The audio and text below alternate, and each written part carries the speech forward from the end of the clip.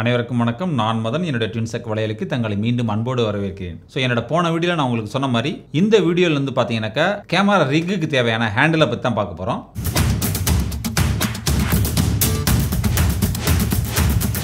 இந்த ரிக் வந்து ஸ்மால் ரிக்கோட இது வந்து நேட்டோ டைப் ஹேண்டில்.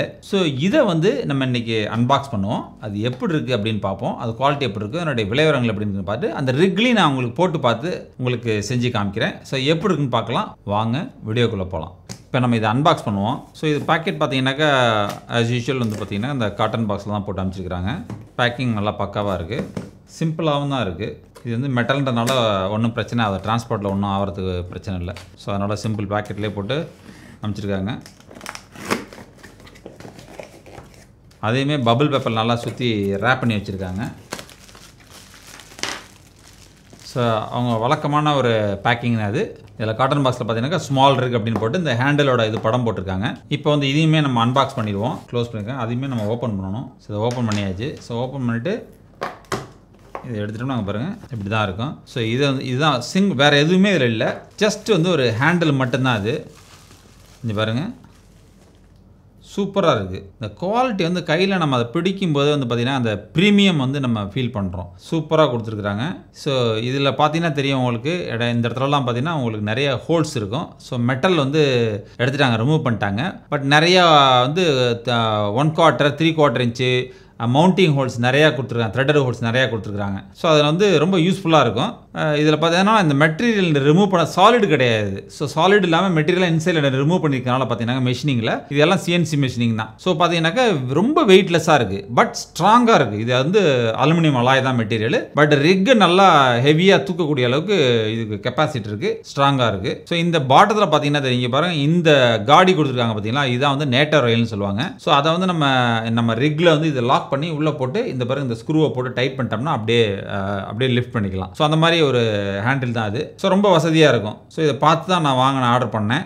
இது பார்க்கலாம், இது எப்படி இருக்குன்னு பார்க்கலாம். அது மட்டும் இல்லை, இதில் பார்த்தீங்கன்னா இந்த பாட்டத்தில் உங்களுக்கு தெரியுதான்னு தெரியல, இந்த பாருங்க அந்த ஷேப் கொடுத்துருக்காங்க. இது வந்து ரப்பர் ஆக்சுவலாக. ஒரு ஹார்ட் ரப்பர் வந்து கைக்கு நம்ம பிடிக்கிறதுக்கு நல்லா இருக்கிற மாதிரி இங்கே பாருங்க அப்படியே டிசைன் பண்ணிக்கிறாங்க. கையில் இங்கே வந்து கீழே மெட்டல் கிடையாது, மேலே தான் மெட்டல் இருக்குது. ஏன்னா இங்கே வந்து இங்கே பாருங்க 3/4 1/4 த்ரெட்டட் ஹோல்ஸ் கொடுத்துருக்காங்க. இதெல்லாம் நிறைய நீங்கள் மவுண்டிங் பண்ண வேண்டியிருக்கும்.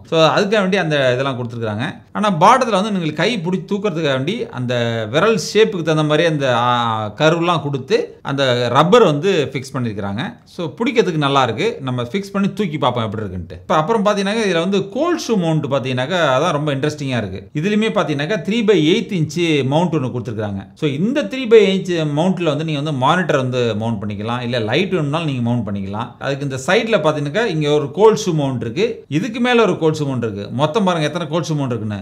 ஃப்ரண்ட்டில் மட்டும் 3 இருக்குது, பேக்கில் வந்து பார்த்தீங்கன்னா 2 இருக்குது. இதில் ஒன்று.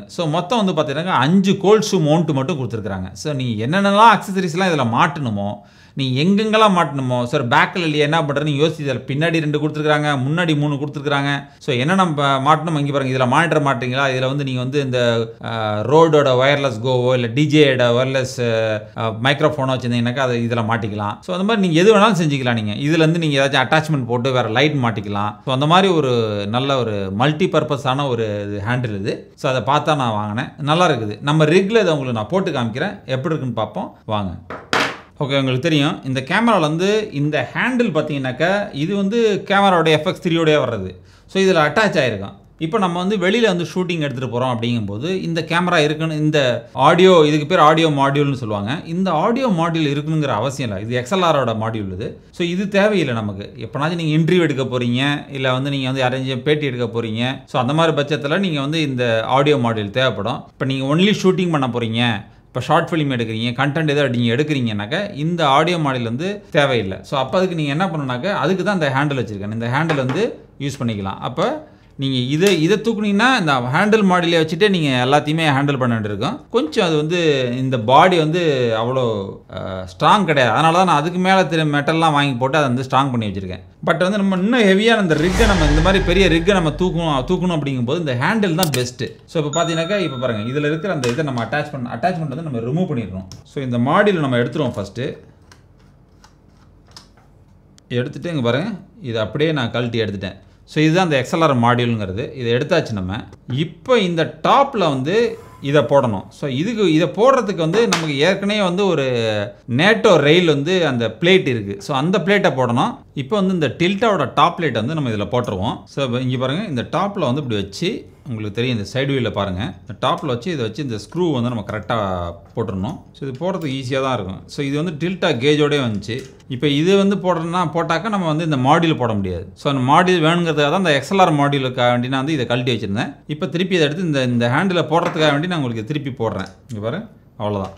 ஓரளவுக்கு நல்லா ஸ்ட்ராங்காக நீங்கள் டைட் வச்சிடணும். ஏன்னா அது ஹோல் இதுதான் இந்த பாடியை ஃபுல்லாக இதுதான் ஹோல்ட் பண்ண போகுது. ஸோ அதனால் டைட் பண்ணிடணும் நல்லா. ரெண்டு ஸ்க்ரூ நல்லா டைட் பண்ணிடணும். பண்ணிட்டீங்கன்னா போதும். இப்போ இந்த ஹேண்டில் வந்து நீங்கள் இப்படி ஓரியன்டேஷன் வச்சு நீங்கள் மாட்டலாம், இல்லைனா இப்படி திருப்பி வச்சு கூட மாட்டிக்கலாம். ஸோ இது வந்து உங்களுடைய வசதி, நீங்கள் எப்படி பிடிச்சி தூக்கிறது உங்களுக்கு வசதியாக இருக்கும் அப்படிங்கிறத பொறுத்து தான் இருக்குங்க. பாருங்கள், இப்படி வச்சுட்டு இப்படி கூட நீங்கள் தூக்கிக்கலாம். இப்படி தூக்கினா கூட ஒன்றும் பிரச்சனை கிடையாது. உங்களுக்கு எது வசதியோ அது மாதிரி நீங்கள் தூக்கிக்கலாம். ஸோ என்னை பொறுத்த வரைக்கும் இப்படி போட்டால் எனக்கு இன்னும் கொஞ்சம் வசதியாக இருக்கும்னு நினைக்கிறேன். ஏன்னா இப்போ நான் வந்து இந்த ரிக்கில் வந்து மானிட்டர்லாம் மாட்டணுன்னா தான் நீங்கள் வந்து இப்படி போடணும். இப்போ நீங்கள் வந்து இந்த மாதிரி ரிக்கில் தனியாக ஹேண்ட் ஹெல்டு பண்ணுறீங்க அப்படிங்கிற பட்சத்தில் நீங்கள் என்ன பண்ணணுனாக்கா அந்த மாதிரி சுச்சுவேஷனில் நீங்கள் இது மாதிரி போட்டுக்கிறது நல்லது. அப்போ தான் நீங்கள் வந்து மானிட்டர்லாம் போட்டுக்க முடியும். இங்கே பாருங்கள், இப்படி நீங்கள் சென்டர் பண்ணிவிட்டு இங்கே பாருங்கள், இதை டைட் பண்ணிட்டீங்கன்னா கரெக்டாக சென்டர் பண்ணி நீங்கள் வச்சு இந்த ஹேண்டில் வந்து டைட் பண்ணிடணும். ஸோ இந்த நாப் வந்து ஈஸியாக இருக்குது, ரொம்ப ஈஸியாக அதை ரொட்டேட் பண்ணுறது நல்லாயிருக்கு. இதை வந்து நல்லா டைட் பண்ணிட்டீங்கன்னா போதும், அவ்வளோதான். ஸோ இப்போ வந்து நல்லா இப்போ இந்த இந்த நேட்டோ ரயில் வந்து ரொம்ப ஸ்ட்ராங்காக ரிஜிட்டாக பிடிச்சிக்கும், ஒரு பிரச்சனையும் கிடையாது. ஸோ இப்போ இதை வந்து நான் டைட் பண்ணிட்டேன், அவ்வளோதான். இப்போ இதில் வந்து பார்த்தீங்கன்னாக்கா இதில் மானிட்டர் பண்ணணும்னா நீங்கள் போட்டுக்கலாம். டேரெக்டாக நீங்கள் மானிட்டரை மவுண்ட் பண்ணிக்கலாம்.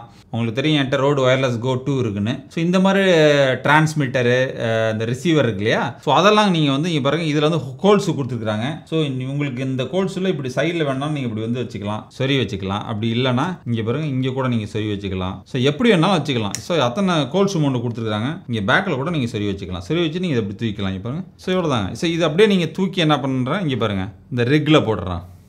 ஸோ ரிக்கில் வச்சு யூஸ் பண்ணுறதுக்கு உங்களுக்கு வசதியாக இருக்கும். இப்போ எடுக்கிறதுக்கு வைக்கிறதுக்குலாம் இங்கே வரும், எவ்வளோ ஈஸியாக இருக்கு பாருங்கள். இப்போ தூக்கி வச்சுட்டேன். ஸோ இந்த லாக் எடுத்து லாக் பண்ணியாச்சு இப்போ.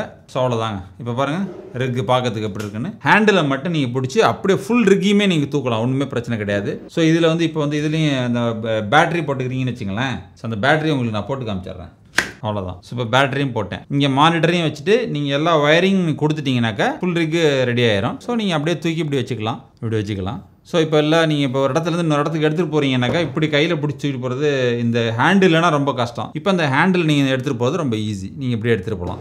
இப்போ மானிட்டர் இங்கே இருக்கிறதுனால நான் என்னை பொறுத்த வரைக்கும் இப்படி போடுறதுக்கு பதிலாக இங்கே பாருங்கள், நான் இப்போ மாற்றி போட்டு காமிக்கிறேன். ஸோ இதை வந்து அந்த ஹேண்டில் வந்து இதை எடுத்துகிட்டு ஈஸி தான் ரொம்ப. அப்படிங்க பாருங்க, இந்த நேட்டோ இருக்கிறதுனால நீங்கள் கரெக்டாக அதில் வச்சு நீங்கள் இந்த பொசிஷனை அதை ஸ்லைடு பண்ணிட்டீங்கன்னா அந்த பொசிஷனில் போய் உட்காந்துக்கும். அப்புறம் நீங்கள் இந்த நாப்பை பிடிச்சி அப்படியே ரொட்டேட் பண்ணிட்டீங்கன்னா டைட் ஆகிக்கும், அவ்வளோதான். அப்புறம் வந்து அது வந்து லூஸ் ஆகாது, நல்லா டைட் பண்ணிட்டீங்கன்னா போதும். இங்கே பாருங்கள், நல்லா பக்காவாக டைட் ஆகிடுச்சு. இப்போ பாருங்கள், இப்போ பிடிச்சி தூக்கிட்டு போகிறதுக்கு ஈஸியாக இருக்குது, நீங்கள் அப்படியே தூக்கிட்டு போகிறதுக்கு நல்லாயிருக்கும். ஸோ இது வந்து ஈஸி. ஸோ அதனால் என்னை பொறுத்த வரைக்கும் நான் அந்த ஹேண்டில் இப்படி தான் நான் போடுவேன். கடைசியாக இதோட விலையோரங்களை நம்ம பார்த்துடலாம். இந்த ஹேண்டில் வந்து பார்த்தீங்கன்னாக்கா நான் மலேசியாவில் தான் வாங்கினேன். இந்த ஹேண்டிலோட மாடல் நம்பர் வந்து பார்த்தீங்கன்னாக்கா 3766ங்கிற நம்பரு. ஸோ அந்த மாடல் நீங்கள் சர்ச் பண்ணிங்கனாலே வெப்சைட்டில் வந்துடும். ஸோ இது வந்து அலுமினியம் மெட்டீரியல் தான். இது வந்து அலுமினியம் அலாய் தான். இது நல்லா ஸ்ட்ராங்காக இருக்குது. இது NATO handle top handle grip அப்படின்னு சொல்லுவாங்க. ஸோ இதனுடைய விலை வந்து மலேசியாவில் பார்த்தீங்கன்னாக்கா நான் வாங்கினது வந்து 130 ரிங்கெட்டுக்கு வாங்கினேன். யூஎஸ்ஏல வந்து $30 விற்கிறாங்க. கனடாவில் வந்து $44 விற்கிறாங்க. சிங்கப்பூரில் வந்து $40 விற்கிறாங்க. இந்தியாவில் வந்து 3500 விற்கிறாங்க. நான் போன வீடியோவில் சொன்ன மாதிரியே இன்னும் ஒரு ப்ராடக்ட் வந்து இருக்குது. ஸோ அந்த ப்ராடக்ட் பார்த்தீங்கன்னாக்கா வேரியபிள் என்டி ஃபில்டரு K&F ஓடுது. அது வந்து என்னோட அடுத்த ரிவ்யூவாக இன்னும் 2-3 நாளே நான் ரிலீஸ் பண்ணுறேன். இந்த வீடியோ உங்களுக்கு பயனுள்ளதாக இருந்திருக்குன்னு நினைக்கிறேன். இந்த வீடியோ உங்களுக்கு பிடிச்சிருந்ததுன்னா லைக் பண்ணுங்கள், ஷேர் பண்ணுங்கள், மறந்துடாமல் அந்த பெல் பட்டனை கிளிக் பண்ணிங்க. அப்போ நான் போடுற அடுத்தடுத்த வீடியோ உங்களை வந்து சேரும். உங்களை அடுத்த வீடியோவில் மீண்டும் சந்திக்கின்றேன். நன்றி, வணக்கம்.